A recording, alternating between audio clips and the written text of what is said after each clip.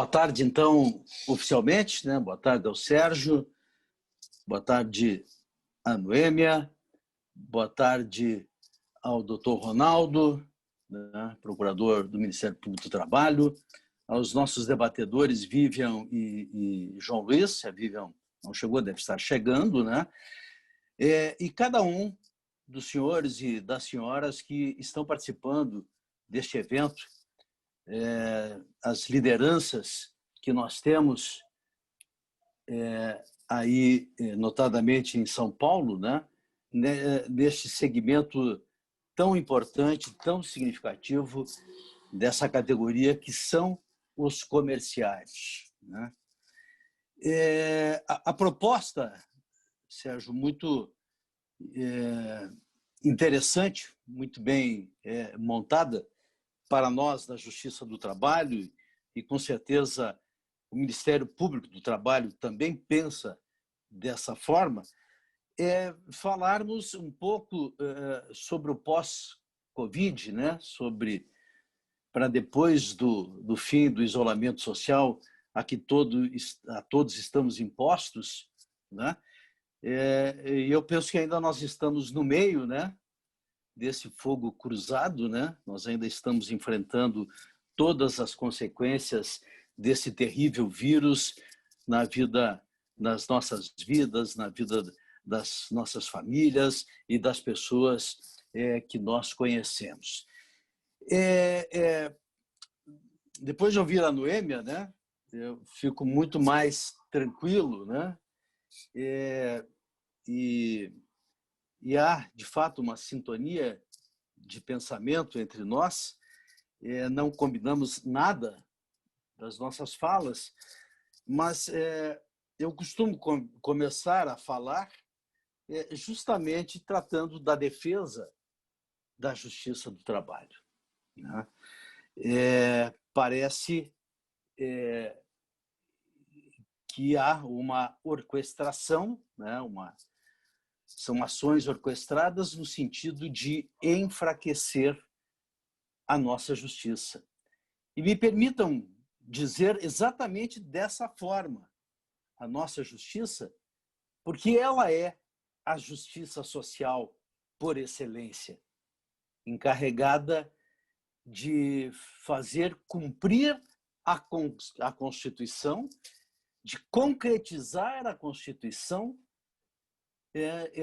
basicamente, né, nos artigos 1º e 3º, do princípio da dignidade da pessoa humana, e a partir do artigo 6º e o artigo 7º, que constitucionalizou os direitos como remuneração mínima, jornada de trabalho, meio ambiente laboral sadio, né? E tantos outros direitos. Essa é a função da justiça do trabalho. Certo é que ela passa por dificuldades, porque o direito social passa por dificuldades. Esta precarização que estamos vendo há alguns anos não dá sinais de trégua, não dá sinais de diminuição ou de arrefecimento, né? Então, se nós podemos colocar o marco da lei que aprovou a terceirização, né? Então, portanto, uma lei que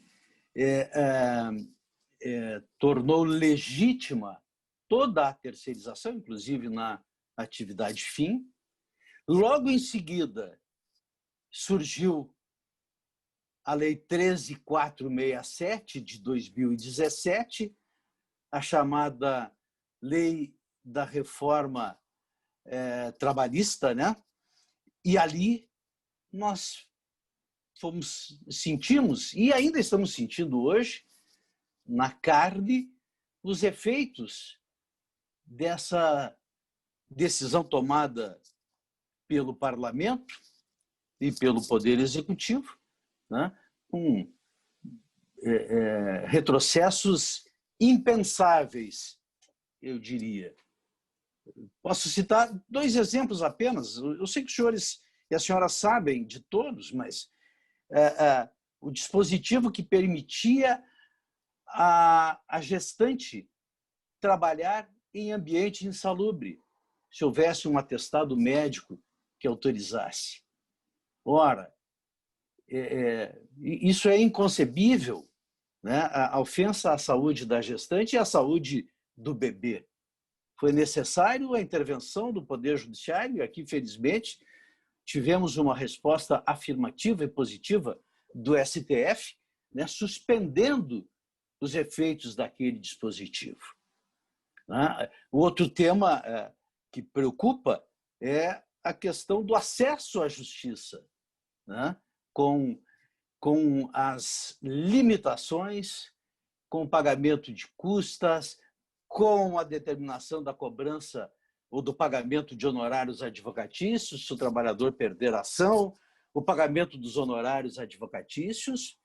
Há uma ação tramitando, uma ação direta de inconstitucionalidade, que esperamos se possa amenizar, quem sabe até reverter estes aspectos. Entre outros tantos, a limitação do dano moral ao valor do salário, tornando cada vez mais desiguais os trabalhadores, e assim por diante. Então, passada essa questão, a reforma trabalhista, não contente com isso, veio a medida provisória 881, a medida da liberdade econômica, que poderia ter até alguns aspectos importantes, né, de renovar, né, de permitir efeitos digitais de alguns direitos, mas o legislador quis avançar sobre a CLT numa quantidade expressiva de artigos.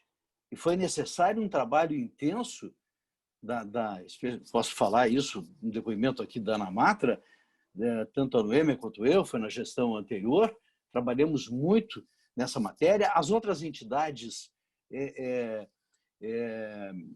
de defesa do direito do trabalho, os sindicatos, muita gente atuou, e foi possível amenizar. Passou aí alguns dispositivos, mas houve uma melhora. Depois veio a MP 905, né? A MP do contrato verde e amarelo, que felizmente decaiu, né? Não foi votada, né? E depois vieram as medidas provisórias da pandemia, do direito do trabalho da pandemia, se nós quisermos falar.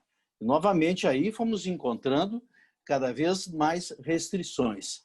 A 936 foi aprovada, né, permitindo o acordo sem a intervenção dos sindicatos, né, para suspensão do contrato, enfim, né, e a 927 acabou não foi votada, né? Então perdeu os efeitos do mundo jurídico. Então percebam, senhores e as senhoras, toda esta preocupação enorme que nós estamos tendo e vamos tendo. É verdade que o trabalho já no mundo de hoje é diferenciado, é diferente. Hoje nós temos o trabalho nas plataformas digitais, né? O trabalho em home office, enfim, o teletrabalho, como bem apresentado pela presidente Noêmia, mas são aspectos que estão aí a desafiar a nossa capacidade, quer de juiz ou de juízes, quer de advogados, na condição dos advogados, quer na condição de representante do Ministério Público e, principalmente, na condição de sindicalistas e mais, de dirigentes sindicais. Nessa matéria, ainda, das plataformas digitais, há uma grande discussão na doutrina, na jurisprudência, para sabermos até que ponto necessitamos de uma nova legislação?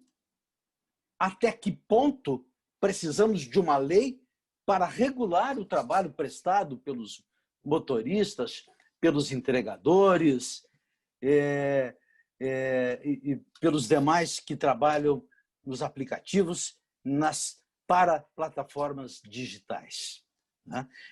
Vimos recentemente, e aqui vejam, nós não estamos criticando quem julga desta maneira ou daquela maneira. Cada um tem o seu convencimento, o seu juízo de entendimento da matéria. Mas, a meu ver, não precisamos de uma legislação para disciplinar esse trabalho. Talvez possamos admitir, e talvez seja conveniente, face às peculiaridades do trabalho prestado nos aplicativos, ou pelos aplicativos, dispositivos que regulamentem a jornada de trabalho, que regulamentem a forma do pagamento, a forma do controle da jornada. Mas nós temos no nosso ordenamento jurídico toda uma legislação que vem da Constituição e que passa pela CLT, permitindo permitindo a proteção social desses trabalhadores. Nós vivenciamos agora, neste momento, né, e há poucos dias a presidente Noêmia foi ouvida pela Folha de São Paulo, de um novo fenômeno, né, de uma nova forma de trabalho, também dos entregadores. As empresas de logística estão contratando mais entregadores e colocando mais postos de distribuição. Então, muita gente que perdeu o emprego acabou entrando nesse tipo de trabalho. E a presidente Noêmia, ouvida, colocou muito bem e precisamente esta preocupação que nós temos que ter e precisamos ter de proteção, né? Chamando a atenção, inclusive, para o trabalho, para o direito internacional, para a OIT, que estabelece essa garantia. Aqui, neste caso, poderia reforçar essa conversa e separei aqui a Agenda 2030 da ONU, da Organização das Nações Unidas, né? Onde ficaram estabelecidos e aprovados pela ONU os Objetivos de Desenvolvimento Sustentável, as ODS. Eu vou me permitir aqui ler para que os senhores e as senhoras reflitam comigo para ver se nós estamos de fato no caminho correto ou se nós estamos nos afastando da proteção social necessária e permitindo ou aceitando ou tolerando cada vez mais a precarização. O objetivo 8, promover o crescimento econômico sustentado, inclusivo e sustentável, emprego pleno e produtivo e trabalho decente para todas e todos. E aí vem a meta, a submeta, a meta 8.8, proteger os direitos trabalhistas e promover ambientes de trabalho seguros e protegidos para todos os trabalhadores, incluindo os trabalhadores migrantes, em particular as mulheres migrantes e pessoas em empregos precários, né? É tão atual e tão necessária essa mensagem da ONU, que traz também os trabalhadores migrantes e, principalmente, traz essa grande preocupação com as questões de gênero, com a paridade tão necessária hoje em dia. Já estamos chegando aqui, me aproximando do final, Sérgio. Eu gostaria só de arrematando esse assunto, para dizer que os trabalhadores próprios aplicativos podem sim ter o seu vínculo reconhecido, né? A nossa legislação permite, artigo 2º e 3º da CLT, o artigo 7º da Constituição, né? A concreção dos direitos sociais que a Constituição Cidadã nos garante. Partindo, então, para essa parte final da minha exposição, né? Só lembrando e ressaltando esse trabalho da Justiça do Trabalho, reforçando, porque a Noêmia já falou sobre isso, que nós prestamos e desenvolvemos nesse período de isolamento.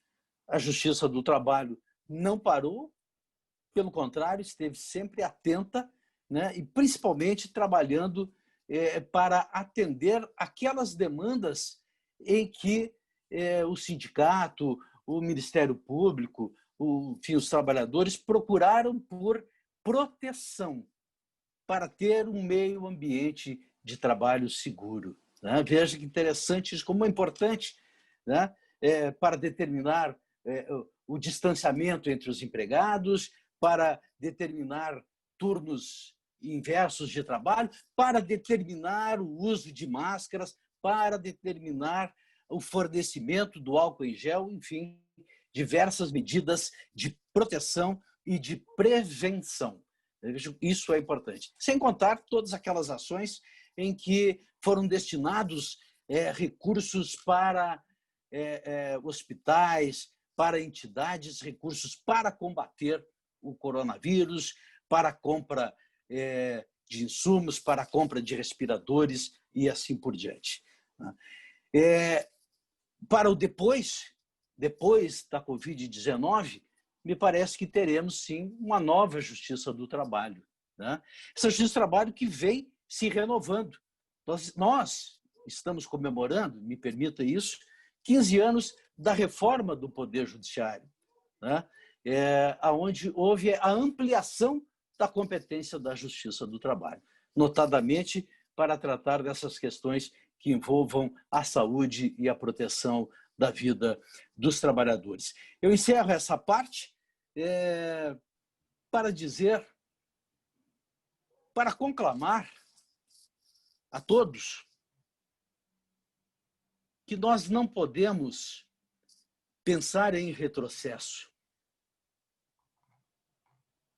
Eu estava ouvindo numa das nossas listas uma preocupação de vários colegas dizendo que o direito do trabalho, em razão da precarização, o enfraquecimento da justiça do trabalho, nós estamos voltando ao direito civil. Ora, gente, a justiça do trabalho foi criada, o direito do trabalho surgiu, se separou do direito civil, justamente porque o direito civil não protegia o trabalho, os trabalhadores e o trabalho humano. A Constituição de 88 avançou, fez o direito civil avançar, mas para investir na pessoa, no cidadão. Então, se o direito civil avançou, nós não podemos permitir que o direito do trabalho retroaja. E aqui é fundamental que continuemos pregando a necessidade da função social do contrato do trabalho.